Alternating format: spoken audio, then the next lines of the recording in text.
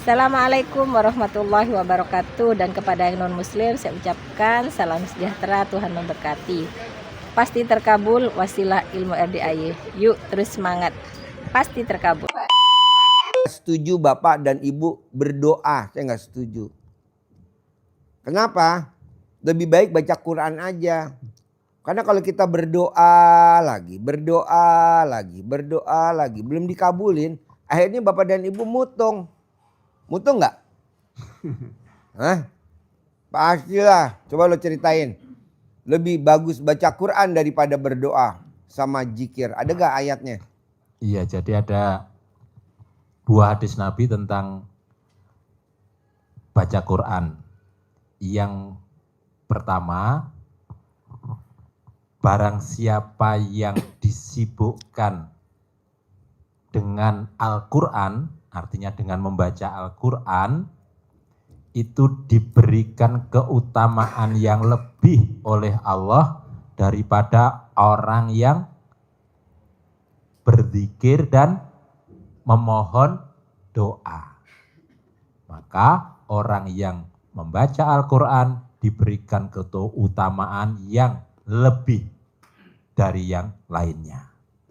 Yang kedua, sesungguhnya ibadah yang paling utama, yang paling mulia bagi umatku, kata Nabi, adalah membaca Al-Quran.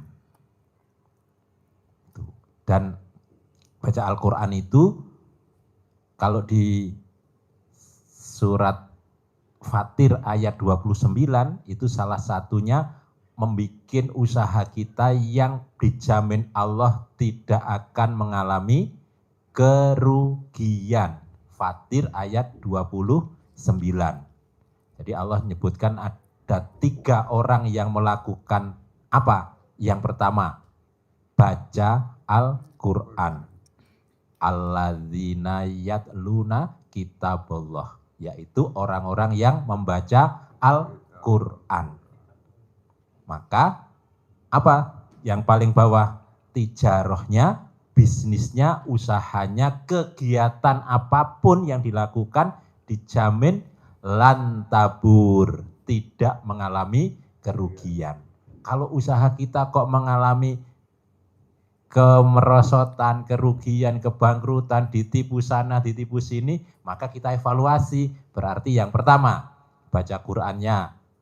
Yang kedua, sholatnya, ba'diyah qobliyahnya, tahajudnya, sholat taubatnya. Yang ketiga adalah orang yang sedekah, baik dengan sembunyi-sembunyi maupun terang-terangan, baik dalam keadaan lapang maupun sempit. Gitu. Dan sedekahnya kemana? Yang membuat kita jadi lebih nendang, itu bacanya di surat Fajr, Al-Fajr, ayat ke-16 dan 17. Buka itu. Jadi di situ disebutkan kalau rezekinya sedang disempitkan, sempit, kita biasanya ngomongnya, oh karena ini ujian. Jangan. Allah sedang menghinakanku, membenciku.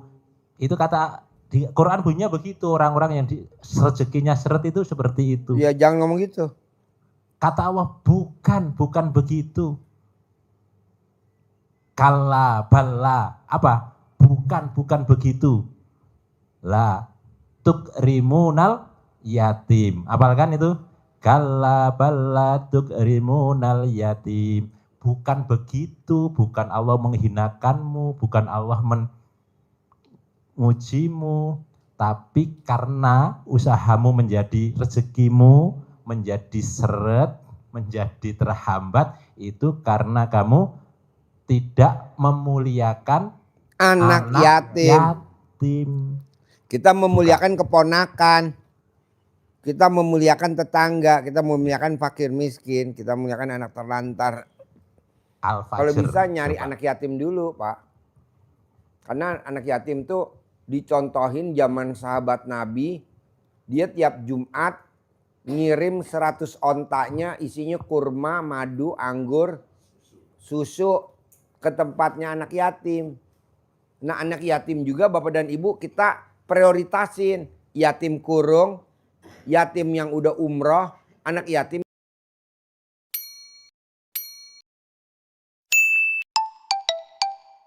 yang udah hobinya tahajud. Jangan sembarangan. Ibarat dokter kita spesialis. Ibarat orang jual gemblong, banyak orang jual gemblong. Tapi kita nyari gemblong mana? Gemblong Bu Juju. Kok Pak Haji tahu? Enak. Gemblong Bu Juju. Gado-gado paling enak kemana? Gado-gado Boplo. Ketoprak enaknya mana? Ketoprak Ciragil. Jadi udah ada Pak, banyak ketoprak. Ada ketoprak mana lah, Cirebon apalah. Tetap enak ketoprak Ciragil bos. Porsi berapa? 38.000. Gado-gado Boplo 58.000. Kayak begitu. Bubur kacang hijau yang dekat Glodok enak tuh. Nasi Padang enaknya Padang Medan Baru. Padang yang lain nggak enak, yang enak Medan Baru. Gimana? Di Pasar Baru. Atau dekat Alam Sutra. Dekat BSD apa dekat Tangerang tuh. Medan Baru. Jadi Bapak juga mesti begitu. Cari anak yatim tapi yatimnya yang spesifik. Yatim kurung, anak yatim yang ditinggal papa yang meninggal masih dalam perut ibunya. Nggak ada Pak Haji. Cari di sini. Boleh gak saya bunuh Pak Haji orang yang pada bunting-bunting suaminya? Boleh tuh, malah stoknya banyak. Jadi kalau ada orang bunting ditanya, Bu suaminya mana tuh? Langsung santet. Jadi yatim kurung.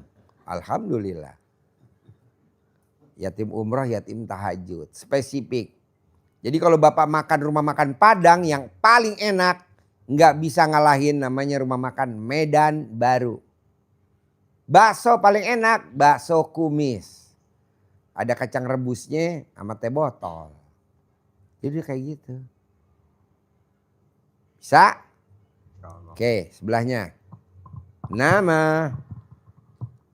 Gunawan, Pak. Ya, apa yang udah berenggun? Saya hanya pengen penjelasan untuk penggunaan centong aja. Centong buat nyentongin duit, lo lihat YouTube-nya Haji Marco ada nyentongin duit. Nyentong buat nyentongin semua penyakit badan dikerokin ada. Nyentong buat kita dagang kuliner, pembelinya rame. Zaman dulu bos, nggak ada centong plastik, ada centong kayu. Lo lihat orang yang makan restoran-restoran gudeg-gudeg di Jogja atau restoran. Ada rumah makan di Magelang tuh dari tahun 1800 berapa tuh di Magelang tuh. Kan pakai kayu centongnya. Temanggung. Nah, di 1800 ya. Nah tuh. Kalau Magelang kupat tahu ya bos. Apa? Sop? Senerak di mana? Di Magelang. Di arah Bandungan. Hah? Arah Bandungan. Kok tahu? Ya saya kan orang Temanggung, Pak. Eh, Seringnya ke Magelang juga. Temanggung bukan banyak orang nanam tembakau. Ya udah itu bos, buat nyentongin. Bisa buat Ya, ngurut. terima kasih Pak Haji. Monggo Ibu. Yuk ibu. Assalamualaikum warahmatullahi wabarakatuh. Ya. Mau tanya itu Ibu namanya siapa? Hah? Pak Tona. Fatona. Iya. Iya, amanah Pak Tona.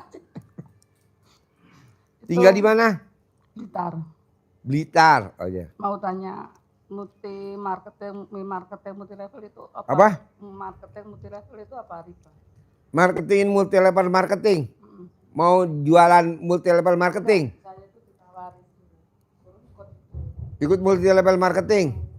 Nanti ibu capek. Multi level marketing kan ibu nyari downline. Terus ibu dikejar target suruh jualan. Kalau nggak jualan kan ibu nggak produksi. Misalkan multi level marketing produknya apa? Pupuk. Ibu mesti jualan pupuk, kalau nggak dapat jualan pupuk ibu nggak dapat komisi. Multi level marketing saya nggak jualan, bohong. Kalau nggak mungkin dong produksi.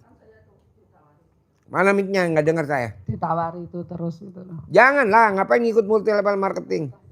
Nggak usah. Kalau ibu ikut multi level marketing, yang kaya pemiliknya. Ibu nggak bakal kaya-kaya. Nggak ada dalam sejarah. Kan diiming-iming.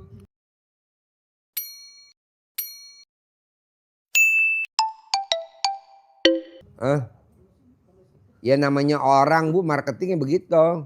Itu rajanya marketing, nih bos. Marketing asuransi dia. Broker. Ya. Udah nggak usah.